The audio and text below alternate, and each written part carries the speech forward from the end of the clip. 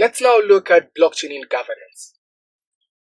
While blockchains can be used for both corporate governance and political governance, here we will mostly stick to political governance, particularly in democratized governments. Democracy has been by far the most adopted governmental system across nations worldwide. Representative democracy is the core of any governance structure today. The dream of any democratic governance lies on perfect representation of the people and their sentiments. However, this representation firmly relies on 1. Free and fair elections, 2. Fair representation and just resource distribution.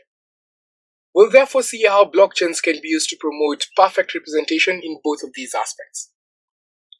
First, let us explore our current election systems.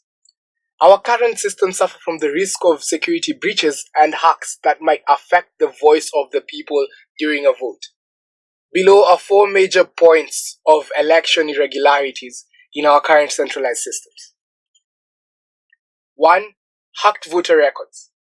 This happens even before elections. Here, malicious actors hack systems to register inexistent voters. A good example is Zimbabwe, where there were over 5,000 registered dead voters when the Electoral Commission finished registering voters for its new biometric system. 2. Hacked tabulation systems. While elections could be rigged by ineligible voters voting or by malicious actors casting more than one vote, the biggest threat to election legitimacy is on the vulnerability of tabulation systems. Malicious actors intercept the relay of vote numbers to tallying centers, or they simply hack the tallying databases and craft numbers. 3. Hacked reporting systems. Since election results are stored in a centralized database, malicious actors simply hack the result database, or in case of a manual written system, they maliciously edit out the election results report just before it's read out. Hacking of tabulations and reporting systems is nothing new. One huge culprit has been Kenya, where the election officials have been regularly accused of participating in election illegitimacy, mostly during tabulation and final reporting. In fact, Kenya's 2017 elections was nullified on the basis of such rigging. 4. Inaccurate audit data.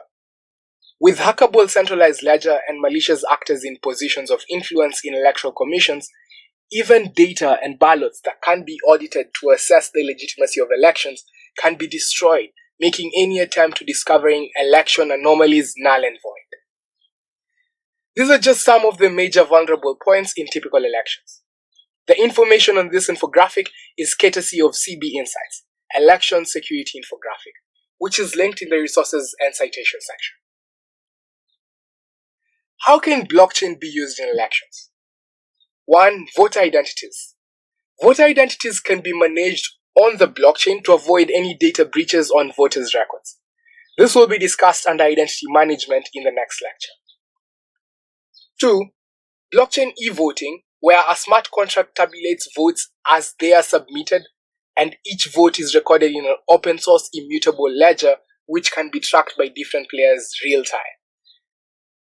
These could be political parties, international observers, the Electoral Commission, and even media companies.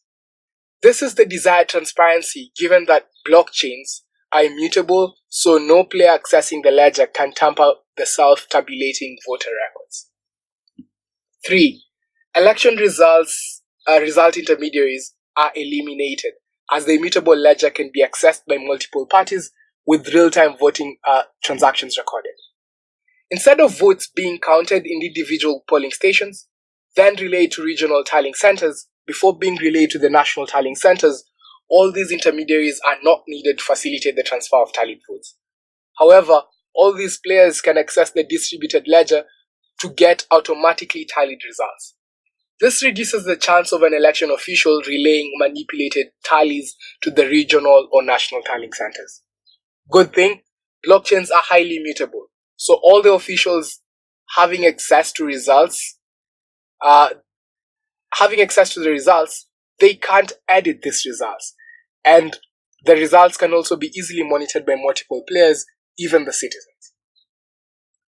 4. And lastly, blockchain voting records can be stored with timestamps and are tamper-proof. Blockchain voting records are stored with timestamps and are tamper-proof, thus making post-election auditing even more efficient. Blockchains just boost transparencies, which are a good thing for any auditing processes. On to the second aspect of governance that can be solved by blockchain, the global corruption menace. According to the United Nations World Economic Forum, at least 5% of global GDP is lost in corruption. This figure is even higher. In emerging countries with less structures to identify and combat embezzlement of public funds. Now let's explore 3 common ways that government officials can loot from governments. First, there can be blatant disappearing of finances from government accounts. When there's poor accountability, there is no risk of an official stealing funds, even if it will be quite clear that government funds go missing. A lot of developing African nations experience this. Nigeria is well known for the stolen 60 million that the officials said was eaten by rats. I still can't imagine how long it would take a cat or a rat to eat 60 million. In the same country, a snake was also accused of eating disappeared government money. With no accountability, government officials can resort to even the most stupid of excuses. Second, tenderpreneurship. When you come to third world countries, a lot of government officials seem to be operating a highly profitable business to government businesses. All they do is acquire government tenders for specific supplies. The problem arises when there is an unjust allocation, most of the time, of inflated tenders to government official-tied businesses. At times, companies seeking tenders collude with officials to provide inexistent services just to embezzle money away from governments. Another common way is inexistent employees. Here, officials steal money by hiring inexistent employees. It seems like money is going to payrolls, but the payroll receivers are either dead or simply non-existent, so the money ends up in the pockets of a government official. Those are just some of the 3 common ways of stealing of value from public funds in most governments. We can harness the blockchain for transparency. Like we discussed previously in supply chains, blockchain financial supply chains can be used to promote traceability of government funds in the same way we can trace a product to its origin. Through an open source immutable ledger, storing transactions with timestamps, citizens as well as governments can 1.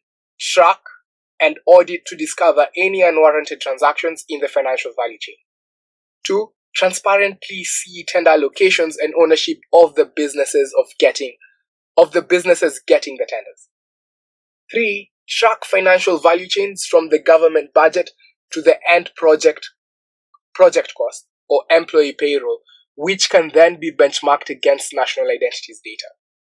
When it comes to benchmarking identities, we'll see how blockchains can be implemented in identity management. For now, let's just focus on the traceability of government finances on immutable blockchains. Here's an example of how money moves from a government ministry to the cabinet docket to individual projects, then to regional implementations where tenders could be offered, employees could be hired, or some items could be purchased. With a distributed ledger, all these transactions can be tracked by every member of the public. One can identify exactly where the money disappears since everything is transparent. Auditors can benchmark identities from the payroll systems. Even tender ownership is made visible and transparent. This disincentivizes embezzlement and makes it easier to catch those that participated corruptly. The only problem with such a system is that as much as it is needed by the most corrupt governments, it is the most corrupt governments that will oppose it, as it would kill off their ways of beefing up their pockets of public funds.